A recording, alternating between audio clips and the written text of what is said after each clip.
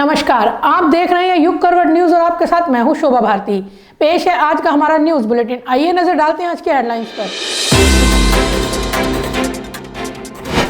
दिनेश शर्मा ने किया जन संदेश यात्रा का स्वागत। देश भर में धूमधाम से मनाया गया क्रिसमस और 26 साल बाद गिरफ्तार हुआ इनामी बदमाश। उप मुख्यमंत्री दिनेश शर्मा ने मुरादनगर में सभा को संबोधित किया। वो भाजपा की जन विश्वास यात्रा में शामिल होने आए थे। उन्होंने विपक्षी दलों पर जमकर निशाना साधा। मुरादनगर के हंस इंटर कॉलेज में भाजपा ने सभा का आयोजन किया। सभा को केंद्रीय मंत्री वीके सिंह, भाजपा के क्षेत्रीय अध्यक्ष मोहित बेनीवाल और उप मुख्यमंत्री दिनेश शर्मा ने संबोधित किया।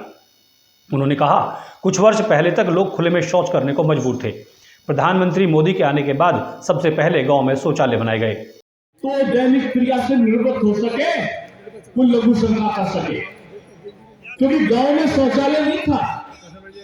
ये छोटी सी बात तो किसी ने नहीं सोचा था। प्रधानमंत्री ने आते ही जब कहा कि गांव में शौचालय बनाएंगे, स्वच्छता का अभियान चलाएंगे, तो लोगों ने कहा कौन सी बड़ी बात कर रहे हैं प्रधानमंत्री, ये बात तो सब लोग जानते हैं। उन्होंने कहा कि प्रदेश में सपा बसपा कांग्रेस की भी सरकार रही, मगर किसी ने भी किसानों का हित करने की बात नहीं सोची। केवल भाजपा ही है जो सभी वर्गों का हित कर रही है। लेकिन किसान के लिए नहीं काम किया करते थे। बीजेपी आई, 40 साल पहले आपने सपना देखा था पंच नदी को, 5 नदियों को जोड़ने का। आपकी सरकार सपा की भी सरकार रही, बसपा की भी सरकार रही, 15-15, 20-20 सालों तक सरकार रही। केंद्र में आपने कांग्रेस के साथ में समर्थन और देकर उनकी सरकार चलाया। आपकी डबल इंजन की नहीं, ट्रिपल इंजन की सरकार थी। सपा बसपा के साथ में मिलकर चुनाव लड़ी, सपा कांग्रेस के साथ में मिलकर चुनाव लड़ी। आपने काम क्यों नहीं कराया? उप मुख्यमंत्री दिनेश शर्मा ने जन विश्वास यात्रा का मुरादनगर आने पर स्वागत किया। ब्यूरो रिपोर्ट, युग करवट। इससे पहले जन विश्वास यात्रा मेरठ से मोदीनगर पहुंची। मोदीनगर में यात्रा का भव्य स्वागत किया गया। मोदीनगर में सांसद सत्यपाल चौधरी ने यात्रा का नेतृत्व किया। भाजपा की जन विश्वास यात्रा शनिवार की दोपहर करीब 1 बजे मोदीनगर पहुंची। मोदीनगर में सांसद सत्यपाल चौधरी और सतीश गौतम ने यात्रा की अगुवाई की।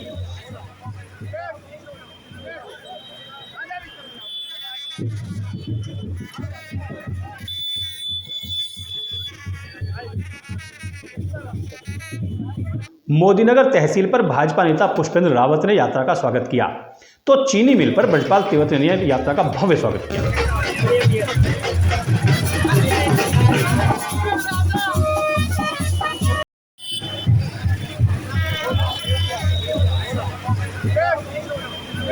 यात्रा के स्वागत के लिए बैंड बाजे और ढोल आदि की व्यवस्था की गई थी। रास्ते में लोग यात्रा पर पुष्प वर्षा कर रहे थे। हंस इंटर कॉलेज से निकलकर यात्रा आगे बढ़ी तो सबसे पहले रुद्र प्रताप त्यागी ने उसका स्वागत किया। ब्यूरो रिपोर्ट, युग करवट। क्रिसमस का त्योहार धूमधाम से मनाया गया। गाजियाबाद के सभी गिरजाघरों सजाए गए। सुबह से ही प्रार्थनाओं का दौर चला। ये ईसाई समुदाय का सबसे बड़ा त्योहार है।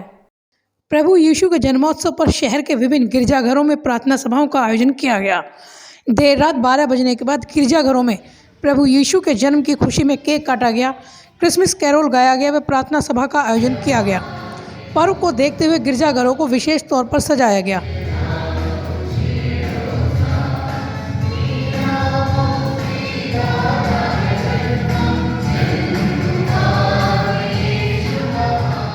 देर रात से शुरू हुआ प्रार्थनाओं का सिलसिला शनिवार सुबह तक जारी रहा। सुबह से ही लोग प्रार्थना सभा में प्रतिभाग करने के लिए पहुंचना शुरू हो गए थे। पर्व के लिए गिरजाघरों में विशेष सजावट के साथ ही प्रभु यीशु के जन्म से संबंधित झांकियों का प्रदर्शन भी किया गया।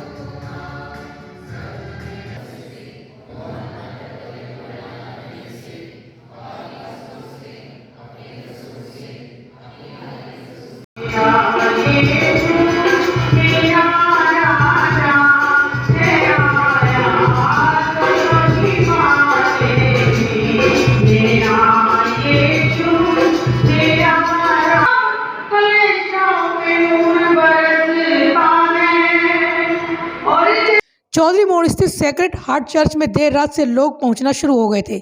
सुबह भी प्रार्थना सभा में सम्मिलित हुए और मदर मैरी की प्रतिमा के समक्ष कैंडल जलाए। चर्च के फादर ने प्रभु यीशु के बारे में बताया। ये संदेश बहुत से लोगों को मिला और संदेश क्या है कि आज दाऊद के नगर में एक उद्धारकर्ता जन्मा है और उसका एड्रेस दिया गया। एड्रेस जाओ और देखो, उसकी पहचान है, उसकी पहचान भी अद्भुत बताई गई।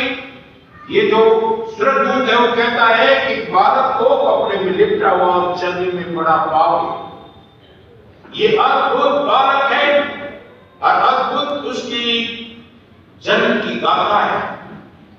कहां मिलेगा? पादरी के मुताबिक गिरजाघरों में विशेष कार्यक्रमों का आयोजन किया जा रहा है। हालांकि कोरोना संक्रमण के चलते कोविड नियमों का पालन किया गया और सीमित लोगों को ही शामिल होने की अनुमति दी गई। इसके अलावा रेलवे रोड के होली ट्रिनिटी, नंदग्राम के Assembly of Believers Church, Saint Thomas Church, Ingram Institute स्थित चैपल चर्च आदि में दिन भर कार्यक्रमों का आयोजन किया गया। ब्यूरो रिपोर्ट, युग करवट न्यूज। सीएम के रोड शो को लेकर गाजियाबाद पुलिस सतर्क रही, इसलिए गाजियाबाद पेरेंट्स एसोसिएशन के अध्यक्ष सीमा त्यागी और उनके पति विवेक त्यागी को हाउस अरेस्ट किया गया। इसके साथ ही सपा नेताओं को भी नजरबंद किया गया। पेरेंट एसोसिएशन के हमारी जो पुलिस प्रशासन है, पुलिस प्रशासन का काम होता है अपना कर्तव्य निभाना। लगभग 26 वर्ष से फरार चल रहे अभियुक्त को जम्मू कश्मीर से गिरफ्तार किया गया है। सहारनपुर के मंडी थाना पुलिस ने उसे गिरफ्तार किया है। उस पर 25,000 रुपए का इनाम भी घोषित किया है। एक शहनवाज उर्फ जनरल नामक के सातिर हत्यारोपी जो हत्या का अभियोग इस पर दर्ज था, इसको सजा हुई थी। 25 साल से लगभग ये फरार चल रहा था। उसको गिरफ्तार करने में सफलता मिली है जनपद टीम को, जनपद की एसओजी टीम और मंडी पुलिस को। इसको कल सायन थाना अनंतनाग के लाल चौक से, जो जम्मू कश्मीर में पड़ता है, वहाँ से गिरफ्तार करके लाया गया है। इसको एक मर्डर के मामले में, जो 91 में इसने मर्डर किया था, आजीवन कारावास सजा हुई थी। फिर जमानत पर माननीय उच्च न्यायालय से था।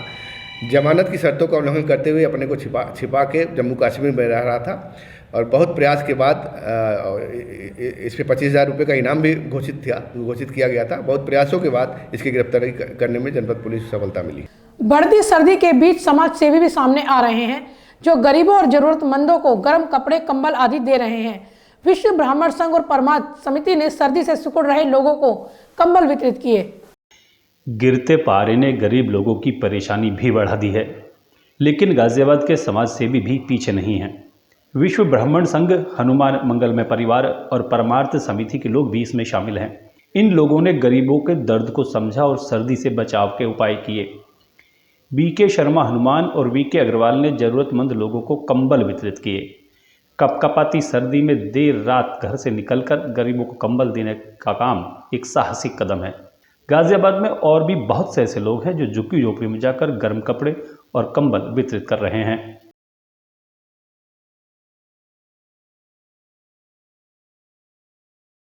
गौतम बुद्ध नगर के दादरी थाना पुलिस ने 2 शातिर चोरों को गिरफ्तार किया है। ये दोनों चोर मोबाइल टावर के महंगे उपकरण चोरी करते थे। ये 2 ऐसे शातिर चोर हैं जो मोबाइल टावर से सामान चुरा कर ले जाते हैं। इनको गौतम बुद्ध नगर के दादरी थाना पुलिस ने गिरफ्तार किया है। इनके नाम ओम प्रकाश और शकील हैं। पुलिस ने इनके कब्जे से 10 टावरों के पार्ट्स बरामद किए हैं, जिनकी कीमत लगभग 40 लाख रुपए बताई जा रही है। पुलिस के मुताबिक ये लोग नोएडा, दिल्ली और गाजियाबाद समेत पूरे एनसीआर क्षेत्र में चोरी करते हैं। ओम प्रकाश पहले जियो कंपनी में काम कर चुका है, इसलिए इसको मोबाइल टावर के पार्ट्स की पूरी जानकारी है। जियो ने इसी साल जून महीने में ओम प्रकाश को नौकरी से निकाल दिया था, मगर इसने कंपनी का आई कार्ड जमा नहीं किया था। इसी वजह से यह आसानी से किसी भी टावर में प्रवेश कर लेता था। इसी का लाभ उठाकर चोरी करता था और सामान शकील को बेचता था। ब्यूरो रिपोर्ट, युग करवट। सहारनपुर के फतेह थाना पुलिस ने 48 घंटे के अंदर ही शुभम हत्याकांड का खुलासा कर दिया है। शुभम की हत्या उसी के साथ काम करने वाले सहकर्मी ने की थी। आरोपी राकेश शुभम से रंजिश मानता था। ये देखिए, थाना बिहारीगढ़ क्षेत्र का रहने वाला, थापुल गांव का रहने वाला एक व्यक्ति, जिसकी कि 21 तारीख को गांव ये फतेहपुर क्षेत्र में जो हाईवे के किनारे इसकी डेड बॉडी मिली थी। इस पर थाना फतेहपुर में अभियोग पंजीकृत कर इसमें आगे इन्वेस्टिगेशन की जा रही थी। उसमें वरिष्ठ पुलिस अधीक्षक द्वारा टीमों का गठन कर इसको जल्दी सॉल्व करने के लिए बोला गया था और इसमें हमने इसको 2 दिन के अंदर इसको हमने सॉल्व करके थाना फतेहपुर पुलिस ने बहुत अच्छा काम किया है।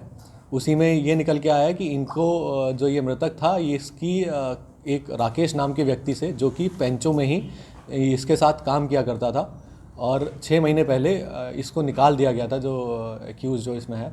तो ये रंजिशन मृतक से रंजिश रखता था और उसी रंजिश के कारण इसने 21 तारीख की रात को उसको हाईवे के पास ले जाकर और बात करने के बहाने ले गया था और वहाँ पर जो है उसको गोली मार दी, जिससे कि उसकी मृत्यु हो गई थी।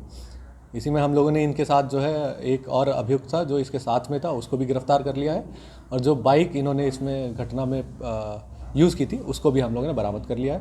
एक तमंचा जिससे कि फायर किया गया था वो भी इसमें रिकवर कर लिया गया है। तो फिलहाल आज के लिए इतना ही। गाजियाबाद और आसपास की खबरों के लिए देखते रहिए युग करवट और विस्तार से खबरों को जानने के लिए पढ़िए युग करवट न्यूज़पेपर। सब्सक्राइब कीजिए युग करवट। नमस्कार।